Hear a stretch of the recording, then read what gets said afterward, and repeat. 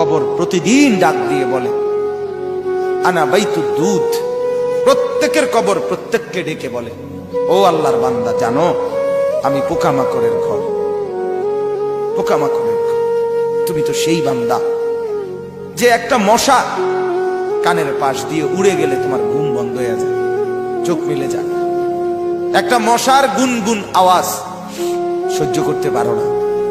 একবার কয়েল, একবার অ্যারোসোল, একবার মশারি, এরপরও তুমি চাও যে একটা মশাও যেন আমার কানের কাছে গুনগুন না করে।